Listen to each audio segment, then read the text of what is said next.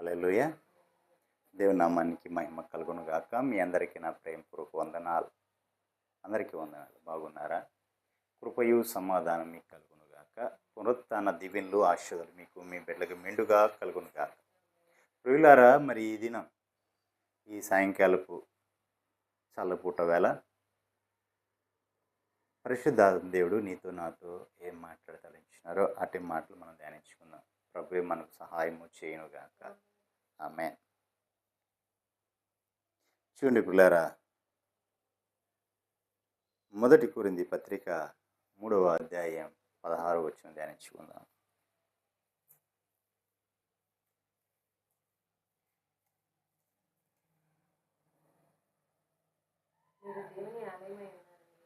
మీరు దేవుని ఆలయమై ఉన్నారనియు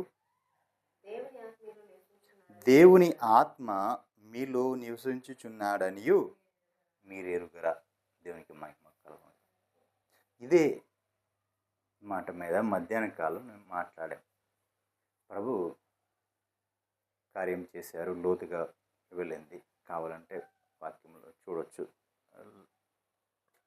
లైవ్ ఉంది. మీరు దేవుని ఆలయమై ఉన్నారనియు దేవుని ఆత్మ మీలో ఉన్నదనియు మీరు తెలుసుకోవాలి. మనము కాదు, మనం ప్రభు యొక్క సొత్తు, ప్రభు యొక్క శ్వాసం, ప్రభు యొక్క ఆస్తి. మనం మంది కాదు. ఈ శరీరము, ఈ దేహము ఇవన్నీ నావి అనుకోకూడదు. ఎందుకంటే మనము ప్రభువుకి అప్పగించుకున్నాం. ఆయన రక్తంలో మనము కడగబడ్డాం. ఆయన వెలచి మనల్ని కొనుక్కున్నాడు. మనల్ని ఆయన సొత్తుగా చేర్చుకున్నాడు. ఆయన స్వరూపంలోకి మనల్ని మార్చుకుంటున్నాడు. దేవునికి మహిమ కలుగు. ఇది నాది అని అనుకోవటానికి దీంట్లో ఏమీ లేదు. దేవునికి మహిమ కలుగు. ఇది ఎంతగా ఇదైపోతుంది అంటే, ప్రభువారు మధ్యాకాశానికి వచ్చినప్పుడు మనము మహిమ గల శరీరముగా, దేహములుగా మార్చబడతాం. అంటే ఇవే దేహాలు, వీటి నుంచి మనం విమోచన పొంది, విడుదల పొంది, మనము మహిమా దేహాలుగా పరలోకం ఎత్తబడతాం. అలా ఎత్తబడేటప్పుడు మన రూపము, మన స్వరూపము ఇప్పుడు చూసిన ఈ చంద్రశేఖర్ మీకు కనపడ్డు. మరి ఎవరు కనపడతారు? ప్రభు అయిన యేసుక్రీస్తు వారే కనపడతారు. ఆయనే కనిపిస్తాడు. ఎందుకంటే ఆయన పోలికలో, ఆయన రూపంలో, ఆయన స్వరూపంలో మార్చబడిన మనము.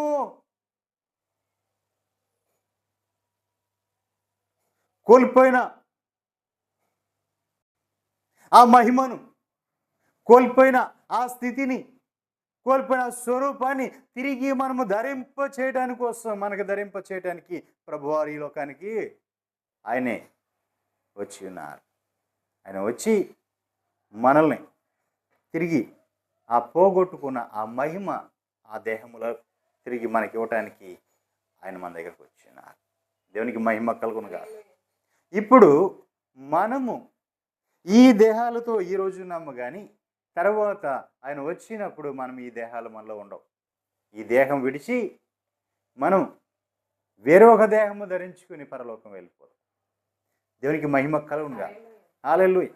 అది వేరే ఒకరిది, వేరే ఇంకొకరి దేహము కాదు, ఇంకొకరిది కాదు. ఎవరిదంటే మన ప్రభువైన యేసుక్రీస్తు వారిదే. దేవునికి మహిమ కలుగునుగా. కాబట్టి మనము దేవుని యొక్క ఆలయమై ఉన్న ఈ లోకంలో మనం ఉన్నంత కాలము కూడా ఆయన రక్తంలో కడగబడిన మనము, ఆయన విశ్వసించిన మనము, ఆయనలో జీవిస్తున్న మనము మన సొత్తు కాదు కదా. ఆయన వెలచి కొనుక్కున్నాడు. కాబట్టి ఇప్పుడు ఆయనలో ఉన్న మనము ఆయన్ని మనల్లో చేర్చుకొని మనం ఏం చేయాలంటే, నీవే ప్రభువా, నాకు ప్రభువి నీవేనయ్యా అని చెప్పి ఆయన్ని ఆరాధిస్తూ మన హృదయములో ఎప్పుడైతే మన ప్రభువుని చేర్చుకుంటామో, ఆయన మనలోనికి వచ్చి మనం వేసిన, మన హృదయములో వేసిన ఆ సింహాసనం మీద ఆయన ఆసీనుడై ఉంటాడు. ఆయనకి మనం అప్పగించుకుంటాం. మనం ఆయనకి ఏలుబడికి అప్పగించుకుంటాం. నా యజమానుడు నీవే, నా ప్రభువు నీవే, నా రాజువు నీవే అయ్యా, మీకు అప్పగించుకున్నా.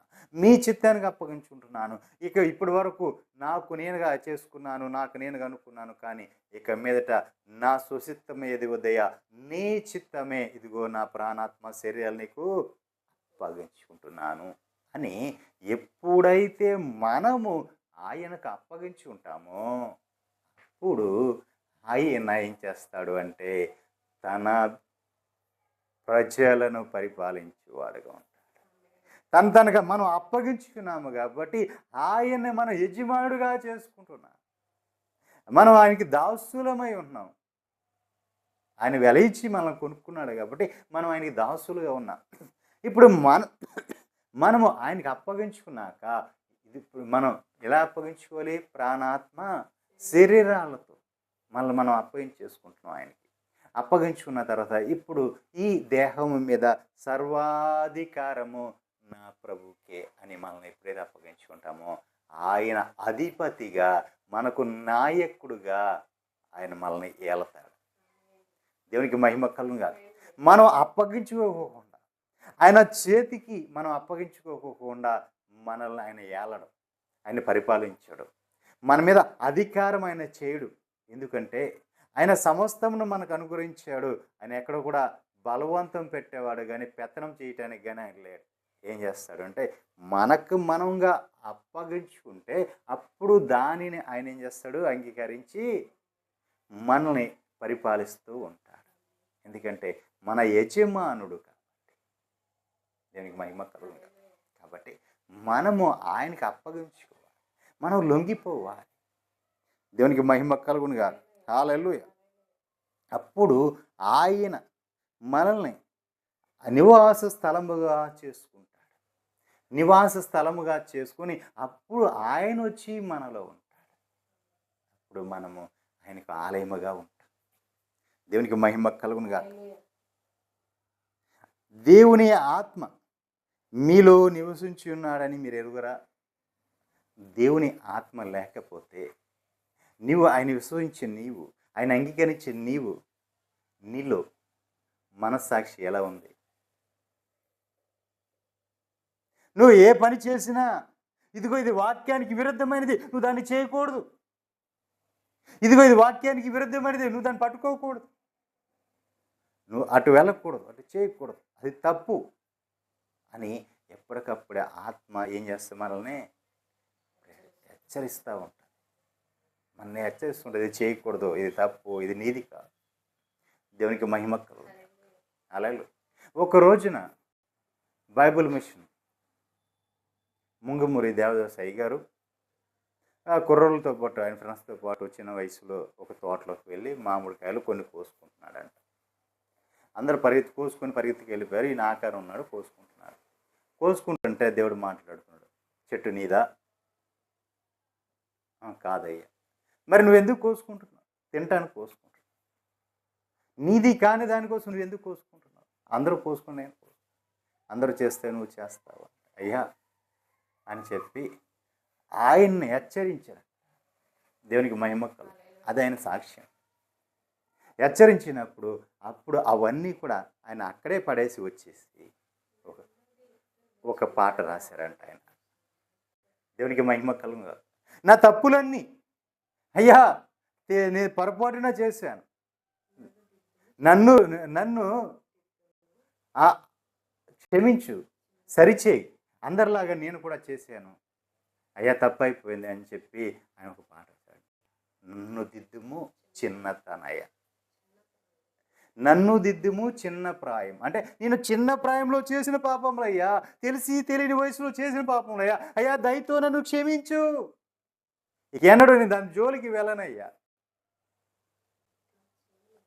అని, ఇక ఎన్నడూ కూడా నేను చేయనయ్యా అని చెప్పి ఆయన పశ్చాత్తాపడుతూ ఆ పాట రాశారంట. చూడండి పిల్లారా, అంటే ఆయన చిన్న వయసు నుంచి కూడా దేవునికి అప్పగించుకున్నాడు, తను సమర్పించుకున్నాడు. ఇక దేవునికి ఎప్పుడైతే మనం అప్పగించుకుంటామో అప్పుడు మనమంతా కూడా ఆయన నడిపింపులోనే నడుస్తాం, ఆయనకి ఇష్టమైనట్లుగానే నడుస్తాం. ఆయన ఎక్కడ వెళ్ళమంటే అక్కడికి వెళ్తాం, ఎక్కడ కూర్చోంటే అక్కడ కూర్చుంటాం, ఎక్కడ నిలబడి ఉంటే అక్కడ నిలబడతాం, ఏది తినమంటే అది తింటాం.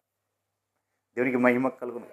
అది ఆ చిత్తానికి అప్పగించుకున్నాం కాబట్టి అదే మన చిత్తము, మన స్వచిత్తముతో మనం వెళ్తున్నాం అనుకోండి, మన ఇష్టంగా మనం చేసుకుంటూ ఉంటాం. దేవునికి మహిమ కలుగును కాదు. హల్లెలూయా. మన ఇష్టానికి మనము చేసుకుంటాం, మన స్వచిత్తము కాబట్టి ఇది నా ఇష్టం, నా ఇష్టం వచ్చినట్లు చేసుకుంటా. ఈ రోజున బిడ్డలే తల్లిదండ్రులు అడుగుతున్నారు, ఇది నా ఇష్టం, నేను వచ్చినట్టు నా ఇష్టం వచ్చినట్టు చేసుకుంటా. అసలు అడగడానికి నువ్వెవరు? నీకు ఏ రైట్స్ ఉన్నాయి, అధికారం ఏముంది? సొంత బిడ్డలే తల్లిదండ్రులను అడుగుతున్న రోజులు. దేవునికి మహిమ కలుగును. తల్లిదండ్రుల్ని అడుగుతున్నారు, అసలు ఇది నాకు ఇష్టం వచ్చింది నేను చేసుకుంటా, నువ్వు చెప్పడం ఏంటి, నువ్వెవరు నాకు చెప్పడానికి అంటున్నారు. కానీ 9 నెలలు మూసి కానీ ఆ భారముతో వాళ్ళని పెంచి పెద్ద చేసి సాకి అన్నీ చేస్తే వారు ఏమంటున్నారు, మా ఇష్టం మేము వచ్చినట్టుగా మేము చేసుకుంటాం, మాకు తెలుసు, మా జీవితం మాకు తెలుసు, మా లైఫ్ మాకు తెలుసు, మేమేం చేసుకోవాలో మాకు ప్రణాళిక ఉంది, దాని ప్రకారం ఏం చేసుకుంటాం, నువ్వు చెప్పేది ఏంటి అంటారు. దేవునికి మహిమ కలుగునుగా. చూడండి పిల్లారా, అంటే కన్నీ పెంచిన వాడికి కూడా అధికారము లేదు బిడ్డల మీద. మీరు ఎలా ఉండాలి, ఇలాగే చేయాలి, ఇలా ఉండాలి అని చెప్పే అధికారము లేదు. కానీ పిల్లరా, అలా ఉండకూడదు. మనం దేవుని బిడ్డలం కాబట్టి ముందుగా దేవుడు చెప్పింది ఏంటి, నీ దేవునికి నీవు అలమై ఉన్నా, నీ దేవుని యొక్క ఆలయం నీవు కాబట్టి ఆయన ఆజ్ఞలను జ్ఞాపకం చేసుకోవాలి. నీ తల్లిదండ్రులను సన్మానించుము అన్నాడు. తల్లిదండ్రులకు ఇచ్చే మర్యాద తల్లిదండ్రులకు ఇవ్వాలి. పెద్దవారు వాళ్ళ అనుభవపూర్వకంగా చెప్తారు, ఇవన్నీ కూడా మంచే చెప్తారు తప్ప చెడు చెప్పరు కదా. నీ కుమారుడు నిన్ను రొట్టె అడిగితే నువ్వు పామునిస్తావా? ఇవ్వవు కదా. దేవునికి మహిమ కలుగునుగా. కాబట్టి పిల్లరా, వారి యొక్క అనుభవాలు తీసుకోవాలి, వినిన తర్వాత అది మీ ఆలోచన, వారి ఆలోచన సరే అయిందా కాదని టాలీ చేసుకొని అంతకి అవసరమైతే అక్కడే అందరూ కలిసి కూర్చొని ఆ నిర్ణయం దాని మీద తర్కించుకొని అప్పుడు కరెక్ట్ వే తెలుసుకోవచ్చు. దేవునికి మహిమ కలుగును. అది తల్లిదండ్రుల యొక్క నడిపింపులో వెళ్తుంది. కానీ దేవుని చిత్తము, దేవుని యొక్క నడిపింపులోకి వెళ్ళేటప్పటికీ ఇక నీ ఆలోచన, నా ఆలోచన, మీ తల్లిదండ్రులు ఇంకో ఆలోచన ఉండదు, అక్కడ ఉండకూడదు. అంతా కూడా ఆయన చిత్తానికి అప్పగించుకుంటే ఆయనే సమస్తము సానుకూలపరిచి సిద్ధపరిచి నేను తీసుకుని వెళ్తాడు. దేవునికి మహిమ కలుగునుగా. హల్లెలూయా. ఆయన ఆత్మ నీలో, దేవుని ఆత్మ నీలో నివసిస్తుంది కాబట్టి నిన్ను ఎలా నడిపించాలో ఆ విధంగా నడిపించుకుంటా వెళ్తాడు. దేవునికి మహిమ కలుగునుగా. జకరియా పుస్తకం 6వ అధ్యాయం 12వ వచనం.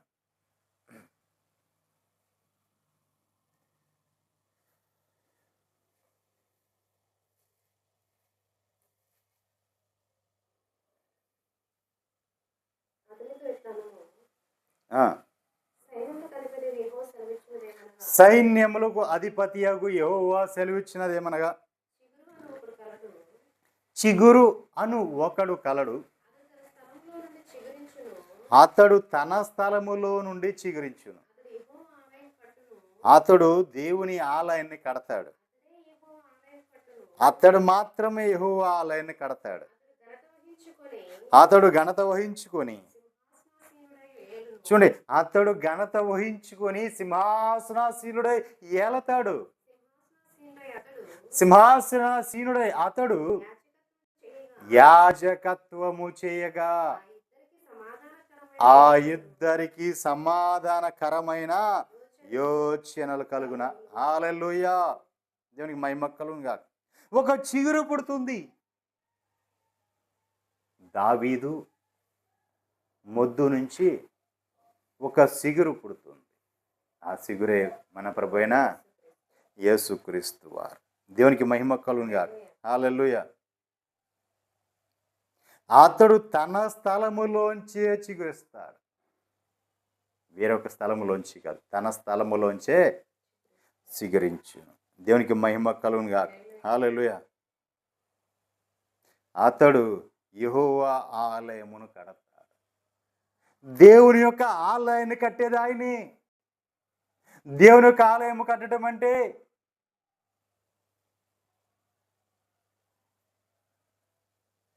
దేవుని ఆలయము కట్టడం అంటే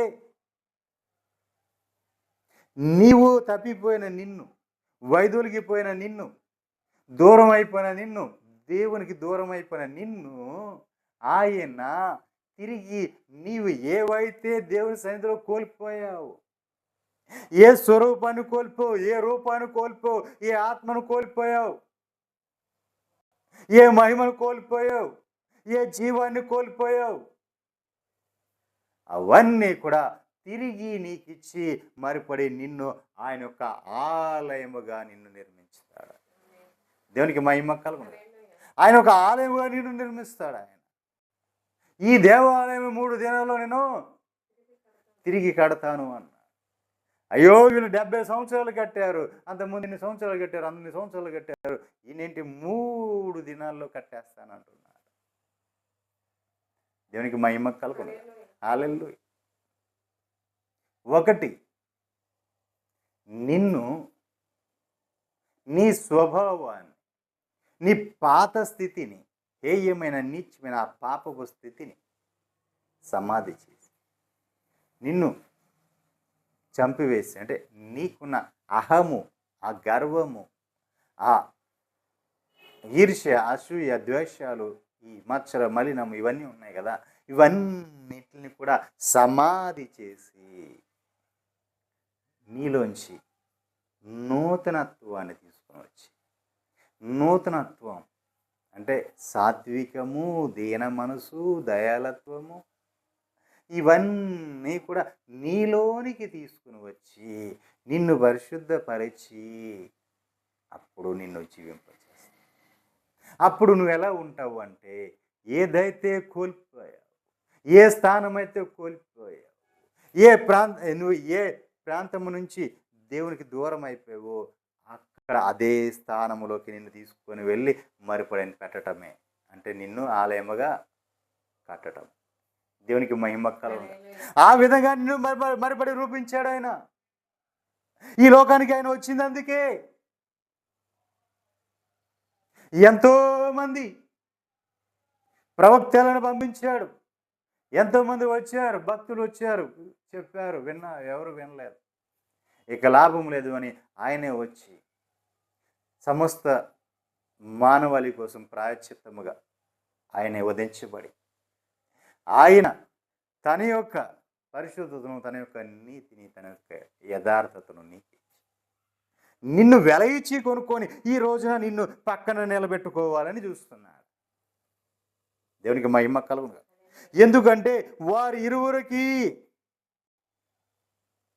ఆయన ఎక్కడ సింహాసనాశీలుడై ఉన్నాడు, యాజకత్వము చేస్తున్నాడు. ఇప్పుడు ఆ సింహాసనశీలుడై యాజకత్వం చేస్తూ ఆయన ఏం చేస్తుంటే ఆ ఇద్దరికి సమాధానకరమైన యోచన చేస్తున్నాడు. సమాధానకరమైన యోచన అంటే వాళ్ళిద్దరూ ఏ విధంగా సమాధానపరచబడాలి. సమాధానపరచబడటం అంటే తిరిగి ఆ ఎడబాటు నుంచి ఇద్దరికి గొడవ అయింది.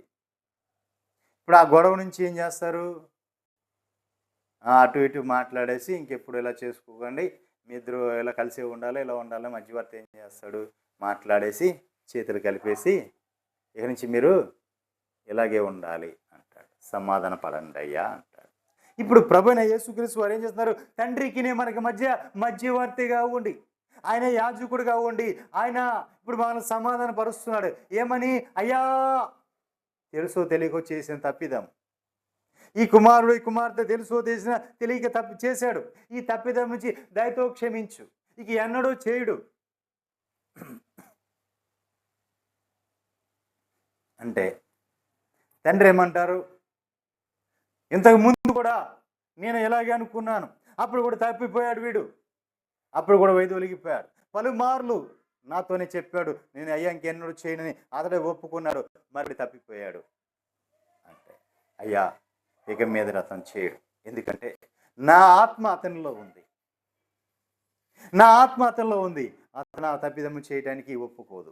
రెండవది, ఇప్పుడు అతని యొక్క దేహము అతనిది కాదు, అతను నాకు అప్పగించాడు. ఇప్పుడు నేను అతన్ని ఏలుతున్నాను, నేను అతన్ని పరిపాలిస్తున్నాను. ఇప్పుడు అతనిలో నేను ఉన్నాను కాబట్టి, ఇప్పుడు నా పోలికలు నా స్వరూపంలో అతను మార్చిపడ్డాడు కాబట్టి ఇప్పుడు అతను ఆ తప్పిదము చేయడిక.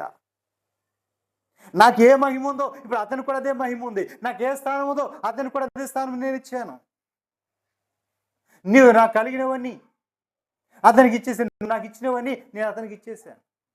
ఈ రోజున నేను అతను ఒకటే, నేనైనా అతనైనా ఒకటే. అయ్యా నేను ఎంత హక్కుదారునో నీకు, ఇప్పుడు అతను కూడా అదంతే హక్కుదారుడు. కాబట్టి అతను ఇక ఎన్నడూ పాపం చేయడు, దానికి నేనే సాక్షి అని చెప్పి ఇప్పుడు ఏం చేస్తున్నాడు ఆయన? తండ్రికి మనకి మధ్య సమాధానం. దేవునికి మహిమ కలుగునుగా. ఆయన మీద వేసుకుంటున్నాడు భారాన్ని, ఆయన మీద వేసుకుంటున్నాడు. నీ నిందలు, నువ్వు చేసిన ఏ క్రియలు అన్నీ కూడా ఆయన మీద మోపుకొని నిన్ను ఈ పరిశుద్ధనిచ్చి ఇప్పుడు దేవునితో నిన్ను ఐక్యపరుస్తున్నాడు. మరిపడి నువ్వు తప్పిపోతే ఇప్పుడు మధ్యలో జవాబు చెప్పాల్సింది ఎవరు?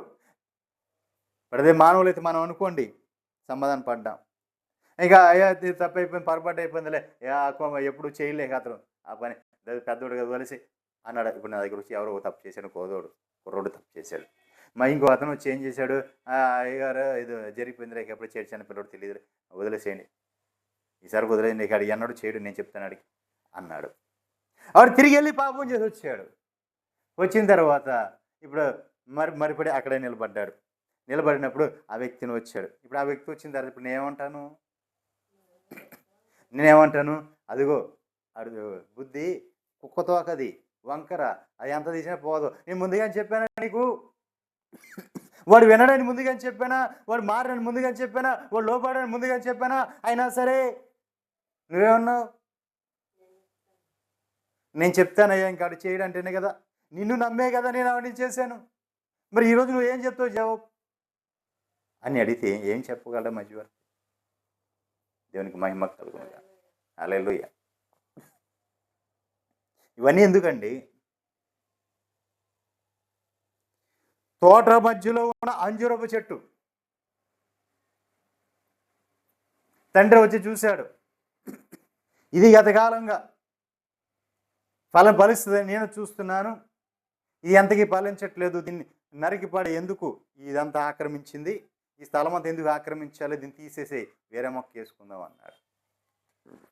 అయ్యా తోటమల్లి, అయ్యా ఇప్పటి వరకు దాన్ని ఎంతో జాగ్రత్తగా పెంచాం, అల్లారు ముద్దుగా పెంచాం, ఎక్కడ కూడా దానికి ఏది తక్కువ కాకుండా నీళ్లు కానీ ఎరువులు కానీ ఏవి తక్కువ కాకుండా సేద్యపరిచి చక్కగా పెంచాం.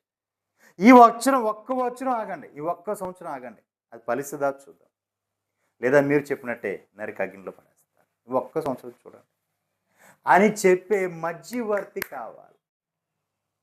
దేవునికి మహిమ కలుగుగా. ఆ తోటమాలిగా వచ్చిన వాడే నా ప్రభు. తండ్రి ఈయన దేవుడు తండ్రి. ఆ ఫలించని అంజూరము చెట్టు నీవు నేను. దేవునికి మహిమ కలుగునుగా. హల్లెలూయా. మళ్ళీ నిన్నే అంటే నువ్వు బాధపడతావుగా, అందుకే నేను కూడా కలుపు.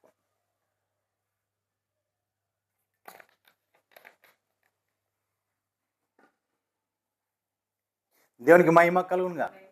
ఈ విధంగా మధ్యవర్తత్వం చేయాలి, సమాధానపరచాలి, ఇద్దరిని కూడా సమాధానపరిచి తండ్రితో ఐక్యము చేయటమే ఆయన యొక్క మధ్యవర్తత్వం. అదే ఆయన యొక్క ప్రధాన యాజకత్వం. దేవునికి మహిమ కలుగు. నిత్యము నీ కోసం విజ్ఞాపన చేయడం, నువ్వు ఎక్కడ తప్పిపోకుండా, ఎక్కడ వెదొలిగిపోకుండా నిన్ను కంటికి రెప్పవలే కాస్తూ ఆయన కనులన్నీ నీ మీద ఉంచి, నువ్వు ఎక్కడ తప్పిపోతున్నావు, ఎక్కడ వెదొలుగు ముందుగా నిన్ను హెచ్చరించుకుంటా. ఆ మార్గంలో వెళ్ళొద్దు నాన్న, ఆ మార్గంలో వెళ్ళవద్దు తల్లి అని చెప్పి ముందుగా నిన్ను హెచ్చరించుకుంటా, నిన్ను సరి చేసుకుంటా, నిన్ను ఆయన దగ్గరికి నడిపించడానికి ఆయన మధ్యవర్తిగా ఉంటే పడే పాటలు ఉన్నాయే అంత ఇంత కాదు. ఎందుకంటే మనం చూస్తూ ఉన్నాం మధ్యవర్తిత్వం ఎలా ఉంటుందంటే, ప్రతి విషయంలోనూ గొడవలు వస్తూ ఉంటాయి. దేవునికి మహిమ కలుగుగా. సేవకులకి బాగా ఎదురవుతుంటాయి. భార్యాభర్తలు గొడవ పడతారు, వెళ్తారు, వాళ్ళిద్దరు కూర్చోబెట్టి కౌన్సిలింగ్ చేస్తారు. చేసి ఇద్దరితో మాట్లాడామా, మీ ఇద్దరు కలిసి ఉండాలి, దేవుని చిత్తం ఇది అని చెప్పి పంపిస్తే మరిపడి ఒక 4 రోజులకి మరిపడి మళ్ళీ మొదలై మళ్ళీ వచ్చి కూర్చుంటారు. అయ్యగారు అయిపోయిందండి, అంత అయిపోయింది. ఏమైపోయిందమ్మా? ఏమవుద్ది అంటారంటే సరిగ్గా ఉంటాడని చెప్తేనే కదండి నేను వెళ్ళాను, మళ్ళీ అదే పని చేస్తున్నాడండి. యాయ్యా ఎందుకు అట్లా చేస్తున్నావు? నీ భార్యని నేను ఎంత నమ్ముతుంది? అయ్యగారు మీరు మరీ ఏమో చెప్తారు అయ్యగారు, దాని మాట విన్నారా? వినమాకండి. అలా అది నోరు వేసుకుని పడిపోతూ ఉంటుంది అత్తమ్మా, దాని నోరు తగ్గించుకోదు. ఏమ్మా అయ్యగారు అట్టగంటాడు. అయ్యగారు ఈ మధ్యలో ఆయనకి ఎలా ఉండమంటే అలా ఉంటుంది. ఎవరి పరిస్థితి? మధ్యవర్తిగా ఉన్న ఆయన పరిస్థితి. దేవునికి మహిమ కలుగునుగా. నిజమే పిల్లారా, ఇది అంటారు చూడండి, కరువు అంటే కప్ప కోపం అంట, వదిలిపెట్టు అంటే పాము కోపం అంట. అట్లుంటుంది వాళ్ళిద్దరి మధ్యలో. దేవునికి మహిమ కలుగునుగా. హల్లెలూయా. కానీ నా ప్రభువు ఉన్నాడే, ఆయన సమస్తం ఆయన మీద వేసుకొని, ఆ భారం అంతా ఆయన మీద వేసుకొని, ఆ బాధ్యత అంతా ఆయన మీద వేసుకొని నిన్ను ఆయన నడిపించటానికి ఆయన నిత్యము కూడా నీకు తోడై ఉండి నిన్ను జాగ్రత్తగా తీసుకుని వెళ్తూ ఉంటాడు. దేవునికి మహిమ కలుగునుగా. హల్లెలూయా. అపోస్తుల కార్యాలు 7వ అధ్యాయం 50 వచనం.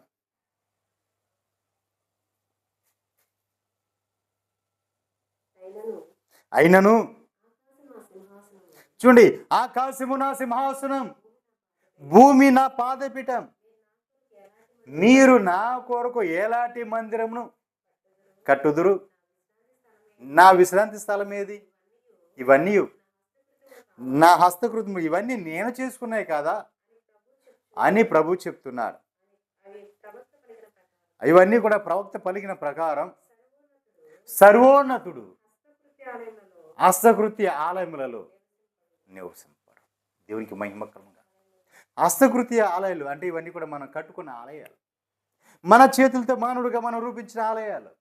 వాటిలో ఆయన నివసిస్తాడంటే నివసించడు. మరి హస్తకృత్య ఆలయాల్లో ఆయన నివసించిపోతే ఎక్కడ నివసిస్తాడు? ఆయన రూపించినవి, ఆయన సృజించినవి ఈ ఆలయం ఉందే, ఈ ఆలయాన్ని కోరుకుంటాడు ఆయన. హల్లెలూయా. ఈ ఆలయాన్ని కోరుకుంటున్నాడు. ఆయన ఏ ఆలయం కోరుకుంటా? ఈ ఆలయమే కోరుకుంటున్నాడు. దేవునికి మహిమ కలుగు. నేను నీలో నివసించాలనుకుంటున్నా. నాకు నీ హృదయంలో చోటిస్తావా? నాకు ఇంత స్థలం ఇస్తావా, ఇంత చోటిస్తావా అని అడుగుతూ ఉంటాడు ఆయన. ఎక్కడ? వాకిట నిలబడి అడుగుతాడు. ఎక్కడండి? అది గుమ్మం దగ్గర. ఆయన గుమ్మం ముందు నిలబడి అడుగుతుంటాడు, అయ్యా అమ్మా నాకు ఇంత చోటిస్తావా? నీ హృదయంలో చోటిస్తే నేను వచ్చి ఉంటానమ్మా. దేవునికి మహిమ కలుగు. నీతో పాటు నీ ఇంట్లో నీతో పాటు ఉంటాను అని చెప్పలేదు ఆయన. మరి ఎక్కడ ఉంటాడు? నీ హృదయంలో ఉంటాను, నీ మనసులో ఉంటాను. మనసులో చోటిస్తే చాలు ఆయనకి. నీ మనసునిస్తే చాలు, ఆయన నీలో ఉంటాడు. దేవునికి మహిమ కలుగుగా. హల్లెలూయా. మత్తయి శుభవార్త 21వ అధ్యాయం 12-13 వచ్చిన.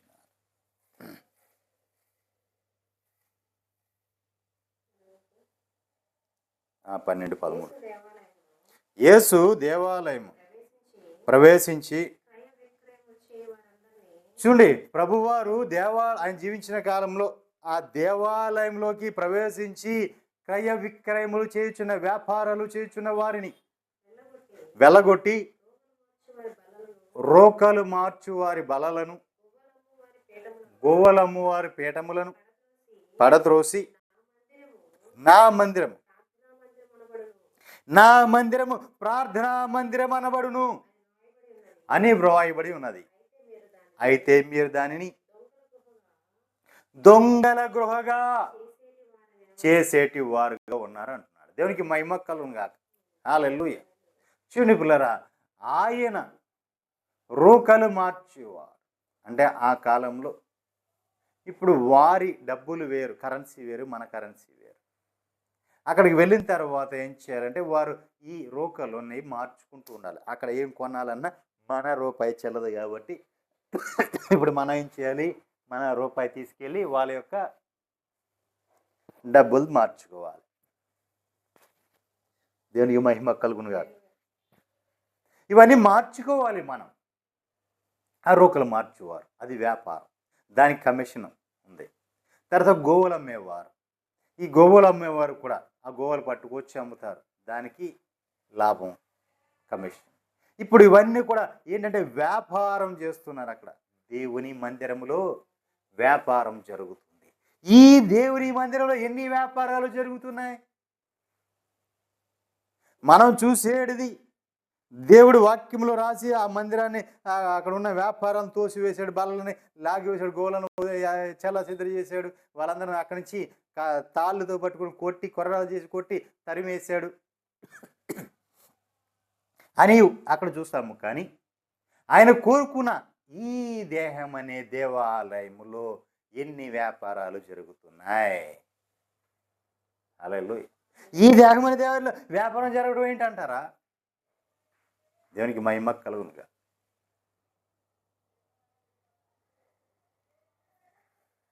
ప్రతిదీ కూడా వ్యాపారమే.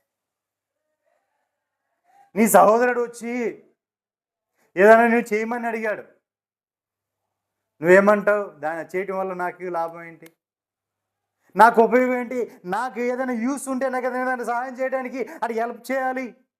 నేను వాడికి హెల్ప్ చేయాలంటే దానివల్ల నాకు ఏదైనా ప్రతిఫలం ఉంటేనే కదా, లేకపోతే నేను ఎందుకు చేస్తా?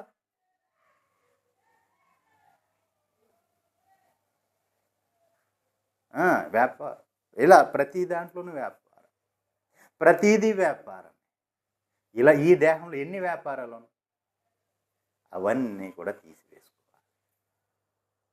నీలో ఉన్న వ్యాపార లక్షణాలను తీసివేసుకోవాలి.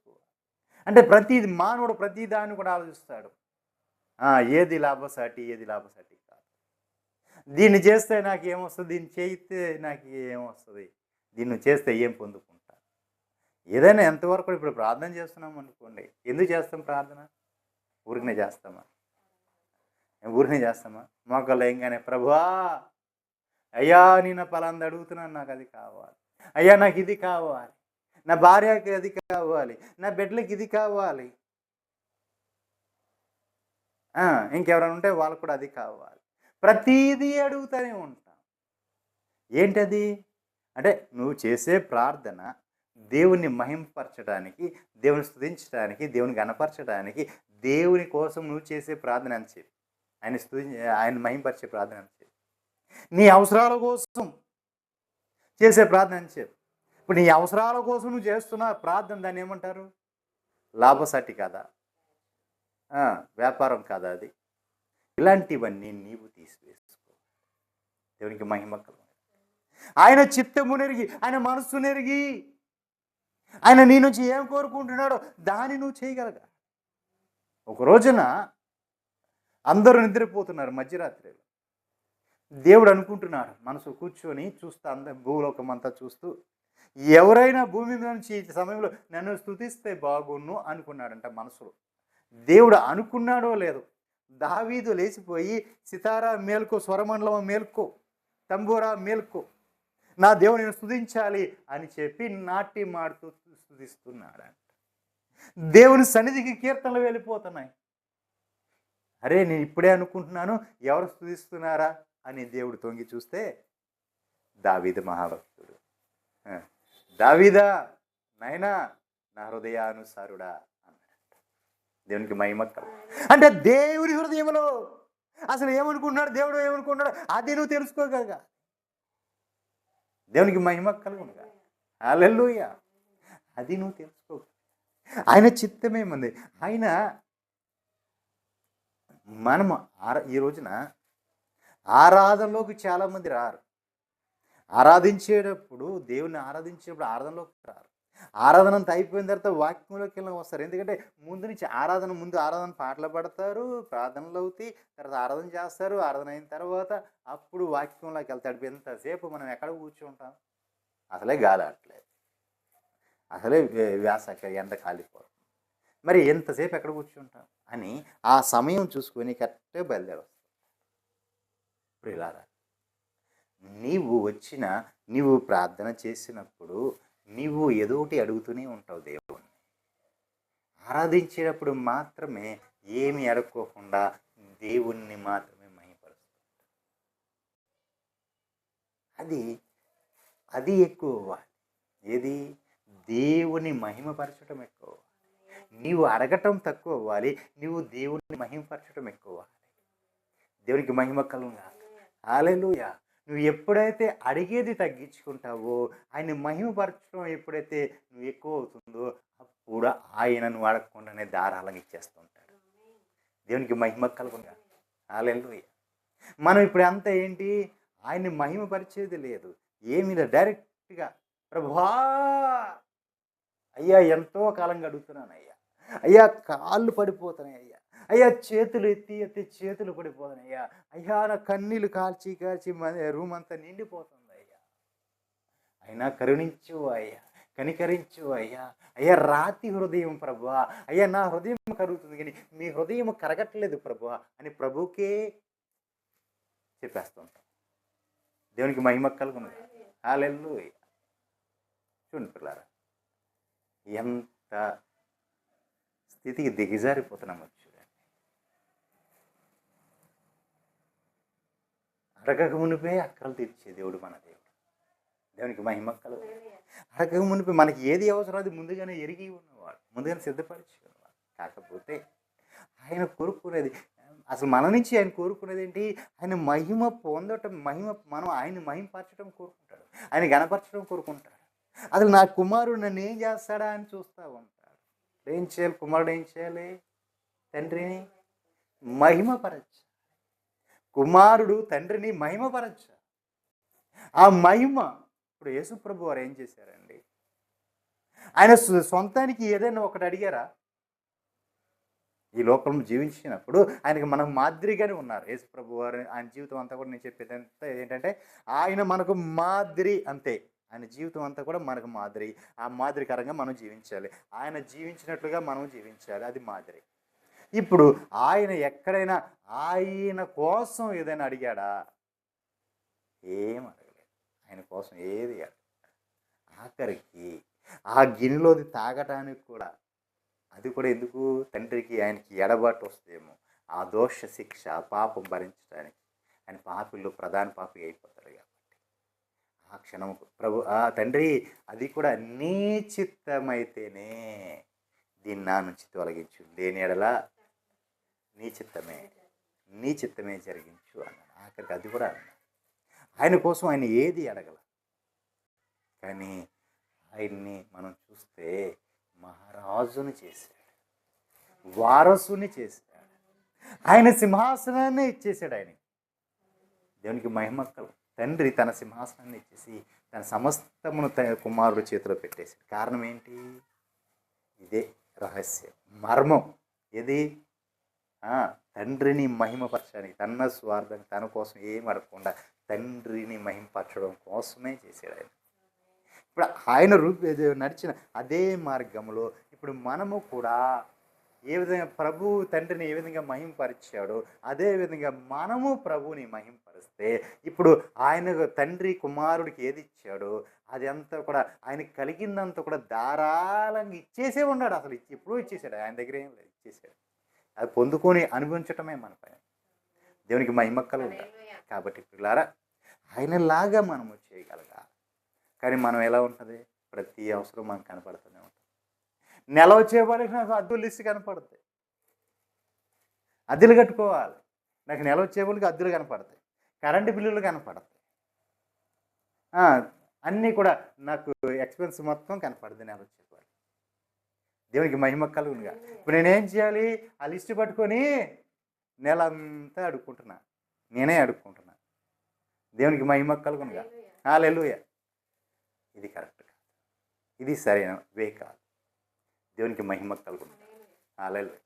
మనము అడగటము తగ్గాలి, మన ప్రార్థనలో దేవుని మహిమపరచడం పెరగాలి, ఆయన గణపరచడం పెరగాలి, ఆయన ఆరాధించడం పెరగాలి, మన అవసరతలు తగ్గాలి. దేవునికి మహిమ కలుగును గాక. హల్లెలూయా. కింద వచ్చిన 13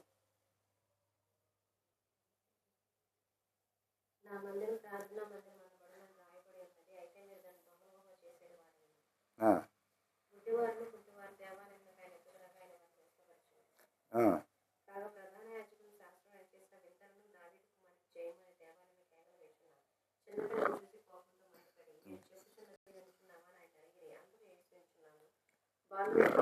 దేవునికి మహిమ కలుగును. చాలండి, ఆగండి. ప్రభువు తన మందిరమును శుద్ధీకరించాడు. దేవునికి మహిమ కలుగును. తన మందిరమును శుద్ధీకరించాడు అంటే ఈ మందిరమును ప్రభు శుద్ధీకరించాడు. ఈ మందిరం ఎప్పుడైతే ప్రభు శుద్ధీకరించాడో ఇక దానిపైన మనం ఎక్కడ కూడా అపవిత్రత అనేది రానివ్వకూడదు. దేవునికి మహిమ కలుగునుగా. హల్లెలూయా. ఎందుకంటే కీర్తనలో ఒక మాట ఉంది, 93:5. వదిలేండి, చదవద్దులే కానీ, ఎన్నటెన్నటికీ పరిశుద్ధతయే నీ మందిరముకు అనుకూలము అని ఉంటుంది. ఎన్నటెన్నటికి పరిశుద్ధతయే నీ మందిరమునకు అనుకూలము అంటే ఈ మందిరానికి ఎన్నటెన్నటికి కూడా, ఒకప్పటికి కాదు, కొంచెంసేపటికి కాదు, ఇలా గంటకు కాదు, ఎన్నటెన్నటికి కూడా పరిశుద్ధతయే అనుకూలమైంది. ఈ మందిరానికి పరిశుద్ధతయే అనుకూలం అంటే ఎప్పుడు కూడా ఈ మందిరం ఎలా ఉండాలి? పరిశుద్ధంగా ఉండాలి. దేవునికి మహిమ కలుగునుగా. హల్లెలూయా. ఇర్మియా పుస్తకం 23:11.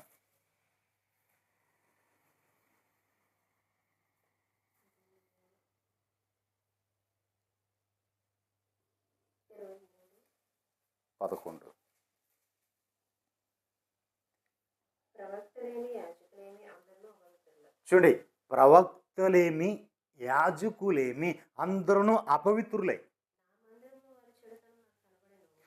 దేవుని మందిరంలో వారి యొక్క చెడుతనము దేవునికి కనపడింది. ఇదే దేవుని యొక్క వాక్. చూడండి, వారికి దండన సంవత్సరమున వారి మీదకి కీడు రప్పిస్తున్నాడు. కాబట్టి గాఢంధకారంలో నడుచువానికి, గాఢంధకారంలో నడిచేవాడికి ఎలా ఉంటుంది? జారుడు నేల వలేవాడి మార్గం ఉంటుందంట. అంటే వాడు ఎంత ఉంటుంది, జారిపోయి ఎంత స్పీడ్గా వెళ్ళిపోతాడంటే దాంట్లో తరవబడినట్టుగా వెళ్ళిపోతాడు అంటాడు. ఎక్కడ? గాఢంధకారంలో, దానిలో తరంబడి పడిపోతారు. ఇక ఆడు ఎన్నడూ లేపబడడు, లేపేవాడు కూడా లేడు. ఎందుకంటే లేపాలంటే ఆయనే లేపాలి. ఆయనే గాఢంధకారానికి అప్పగించి ఆయన ఇక్కడ జారిపోయేటట్టు చేస్తే ఇక ఆయన పడిపోతే నిన్ను ఎందుకు లేపుతాడు ఆయన? అంతే కదా. దేవునికి మహిమ కలుగునుగా. ఇక ఎన్నడూ లేపడు ఆయన. లేపకూడదు అనేసి కదా నేను గాఢంధకారానికి అప్పగించేది, ఆ జారుడికి అప్పగించేది. ఎందుకంటే నీవు ఆయన మాట వినట్లేదు కదా. దేవునికి మహిమ కలుగునుగా. హల్లెలూయా. నా మందిరంలో వారి చెడుతనము నాకు కనబడుచున్నది. దేవునికి మహిమ. ఆయన చూసినప్పుడు ఈ మందిరములో ఆయనకు చెడుతనం కనపడుతుంది. దేవునికి మహిమ కలుగు. దేవుడు మనల్ని చూసినప్పుడు మనలో చెడుతనము కనపడుతుంది. మరి ఆ చెడుతనాన్ని మనం తీసివేసుకోవాలి. ఎన్నటెన్నకటి పరిశుద్ధత దీనికి పరిశుద్ధత ఎన్నడెన్నకి ఇది ఎలా ఉండాలి? పరిశుద్ధత దీంట్లో కనపడాలి. అది పరిశుద్ధంగా ఉండాలి. ఎంటకి అనుకూలం అన్నమాట. పరిశుద్ధత ఇది ఎన్నటికి పరిశుద్ధతే అనుకూలం. ఆయన దేవుని యొక్క మందిరానికి అనుకూలమైనది పరిశుద్ధత. మరి అలాంటిది మరి ఏం కనపడుతుంది ఆయనకి? మందిరంలో వారి చెడుతనం నాకు అంటే నీలో దేవునికి చెడుతనం కనపడదు. ఆ చెడుతనం అది నీలో ఉండకూడదు. నీలో పరిశుద్ధతే కోరుకుంటున్నాడు ఆయన. పరిశుద్ధుడు పరిశుద్ధుడు పరిశుద్ధుడు. కాబట్టి ఆ పరిశుద్ధుడైన దేవుడు ఏం కోరుకున్నాడు అంటే నీ నుంచి పరిశుద్ధత కోరుకుంటున్నాడు. నిన్ను పరిశుద్ధుడిగా చూడాలని కోరుకుంటున్నాడు. పరిశుద్ధుడిగా నిన్ను పక్కన పెట్టుకోవాలని కోరుకుంటున్నాడు. మరి నీలో పరిశుద్ధత ఉండాలి. ఎందుకంటే ఆయన పరిశుద్ధుడై ఉన్నాడు. దేవునికి మహిమ కలుగునుగా. హల్లెలూయా. మరి చెడుతనము నీలో కనపడకూడదు. దేవునికి మహిమ కలుగునుగా. ఎందుకు కనపడకూడదు అంటున్నాడంటే ఆయన మలాకి 3:1 ఒక మాట ఉంది. చెడుతనం ఎందుకు కనపడకూడదు అని చెప్తున్నాడంటే ఆయన నీలో చూసినప్పుడు ఆయన చెడుతనం కనపడదు. అలా కనపడితే నువ్వు దూరం అయిపోతావు. నిన్ను విసర్జిస్తాడు ఆయన, తోసివేస్తాడు ఆయన. ఆయన దగ్గరికి నువ్వు వెళ్ళలేవు. కారణం ఏంటి? మలాకి 3 మొదటి వచనం. ఇదిగో నాకు ముందుగా మార్గము సిద్ధపరచుటకై నేను నా దూతను పంపుచున్నాను. మీరు వెతుకుచున్న ప్రభువు అనగా మీరు కోరు నిబంధన దూత తన ఆలయములోకి హఠాత్తుగా వచ్చును. చూడండి పిల్లరా, మీరు వెతుకుతున్న దూత మెస్సయ్య రావాలి, మాకు రక్షణ ఇవ్వాలి, మెస్సయ్య రావాలి, మమ్మల్ని రక్షించాలి, మాకు ఈ పాపం నుంచి దోషం నుంచి మమ్మల్ని విడిపించాలంటే మెస్సయ్య రావాలి, మాకు రక్షణ అని మీరు వెతుకుతున్న ఆ దూత హఠాత్తుగా ఆయన మందిరములోనికి వచ్చును. ఎలాగ? ఆయన ఆలయంలోకి హఠాత్తుగా వచ్చేస్తాడు. ఆయన వస్తాడా? అది ఆయన ఆలయం కదా, ఇది ఆయన ఆలయం. ఎప్పుడైనా వస్తాడు, ఎప్పుడైనా వెళ్తాడు. ఆయన ఎప్పుడు వచ్చినా నువ్వు ఎలా ఉండాలి? పరిశుద్ధంగా ఉండాలి. ఆయన నీలో నివసించే నివాస యోగ్యంగా నువ్వు ఉండాలి తప్ప ఆయన బయటికి వెళ్ళిపోయాడు కదని చెప్పి నీ ఇష్టానికి నువ్వు చేసేస్తే ఆయన మరిపడి వస్తాడా? వచ్చి చూస్తే ఎలా ఉంటుంది? అపవిత్రతో ఉంటుంది. ఆయన మరిపడి ఆయన ఎప్పుడు వచ్చినా ఆయన యొక్క సొత్తు, ఆయన యొక్క ప్రాపర్టీ, ఆయన యొక్క సొత్తు కాబట్టి ఆయన ఎప్పుడు వచ్చినా పరిశుద్ధంగానే ఉండాలి. ఎందుకంటే ఆయన హఠాత్తుగా వస్తాడు. ఇప్పుడు ఎక్కడికన్నా ఒక ఆఫీస్ ఉందండి, బ్రాంచులు ఉన్నాయి, 2-3 బ్రాంచులు ఉన్నాయి, ఆ ఆఫీస్ ఉంది. అక్కడ ఎలా జరుగుతుందా పని అని చెప్పి మనం అక్కడి నుంచి ఈ హెడ్ ఆఫీస్ నుంచి ఏం చేస్తారు? సడన్గా విజిట్కి వెళ్తారు.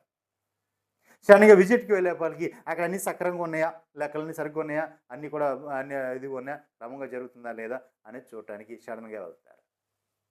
వెళ్ళేపటికి అన్నీ సక్రంగానే అన్నీ క్రమంగానే ఉండాలి. వాడు ముందే చెప్పి వచ్చాడు అనుకోండి, నేను పలానా రోజు వస్తున్నామయ్యా అని చెప్పాడు అనుకోండి, ఏం చేస్తాడు? అన్నీ కూడా సిద్ధపరిచేసుకొని వాళ్ళకి అనుకూలంగా పెట్టేసి ఉంచుతాడు. అలా చెప్పకుండా సడన్గా వచ్చాడు అనుకోండి, వాడు ఎక్కడొక్కడ దొరికిపోతాడు. కాబట్టి మన ప్రభువు కూడా ఏం చేస్తాడు? హఠాత్తుగా తన ఆలయమునకు హఠాత్తుగా వస్తాడని చెప్పి రాడు. ఆయన దేవునికి మహిమ కలుగునుగా.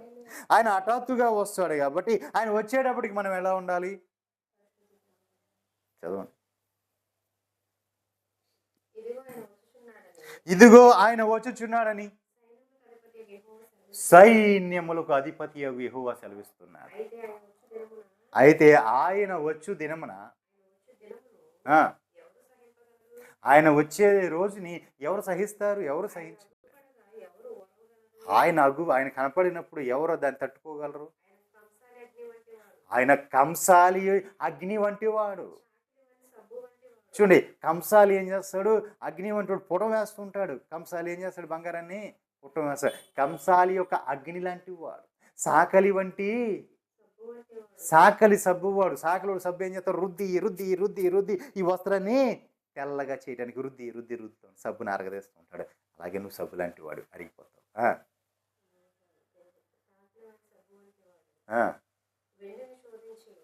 వెండిని శోధించి, చూడండి, వెండిని శోధించి నిర్మలము చేయవంటి వాడు.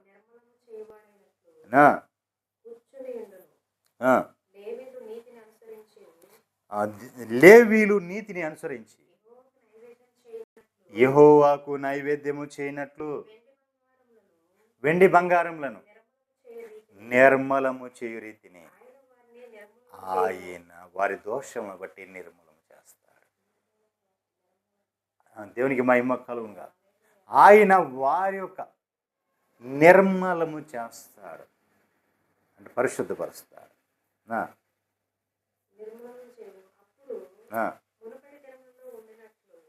మునుపటి దినములో ఉండినట్లు, మునుపటి దినాల్లో పూర్వ సంవత్సరాల్లో ఉండినట్లుగా యూదా వారును యెరూషలేము వారును నివాసులను వారు అప్పట్లో దేవుడికి చేసే నైవేద్యములు అవి కూడా ఇప్పుడు వింపుగానే ఉంటాయి. ప్రారంభ భక్తిలో, ప్రారంభ వయదిలో ఎలా ఉంటుంది? ఉద్రేకం ఎక్కువగా ఉంటుంది. ఇంకా కొంచెం చేయాలి, ఇంకా కొంచెం చేయాలి, ఇంకా కొంచెం చేయాలి. ప్రార్థన ఇంకా కొంచెం చేయాలి, ఇంకా కొంచెం చేయాలి, ఇంకా ఎక్కువ చేయాలి. భక్తి ఇంకా ఎక్కువ చేయాలి, ఇంకా ఎక్కువ చేయాలి అంటుంది. రాను రాను రాను రాను రాను రాను ఏమైపోతుంది? ఆ, వెళ్దాంలే, చూద్దాం, ఇంకా అప్పుడే అవ్వలేదులే, వెళ్దాంలే, ఆఖరి నెల వచ్చలే, అలా వెనక్కి వెళ్ళిపోతా ఉంటాం. కానీ నీ నైవేద్యము పూర్వకాలం ఉన్నట్లు, ప్రారంభ గడిలో ఉన్నట్లుగా నీవు నైవేద్యాన్ని మరుపుడి నా ప్రభు ఆ విధంగా మారుస్తాను అంటున్నాడు. దేవునికి మహిమ కలుగును గాక. హల్లెలూయా. ఆఖరుగా ఒక మాట చెప్పుకొని ముగించుకుందాం. 1 పేతురు పత్రిక 2వ అధ్యాయం 5వ వచనం.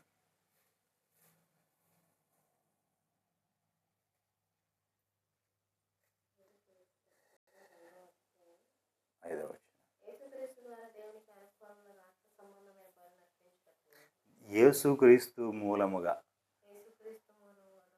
యేసుక్రీస్తు మూలము ద్వారా దేవునికి మనం బలులు అర్పించడానికి అనుకూలములకు ఆత్మ సంబంధమైన బలులను అర్పించుటకు మనము పరిశుద్ధ యాజకులుగా ఉండినట్లు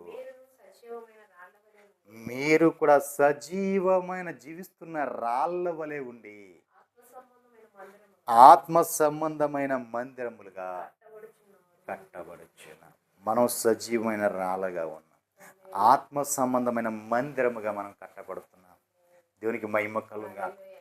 ఆత్మలో దేవుణ్ణి ఆరాధించటం, ఆత్మ వస్తువులమై దేవుని ప్రార్థించటం, ఆత్మ ప్రభు అయిన యేసుక్రీస్తు వారి మూలముగా మనం దేవునికి బలులు అర్పిస్తాం. అది కూడా ఎట్లా? ఆత్మ వస్తువులమై, ఆత్మలో మనం పరవశిస్తాం. దేవునికి మహిమ కలుగుగా.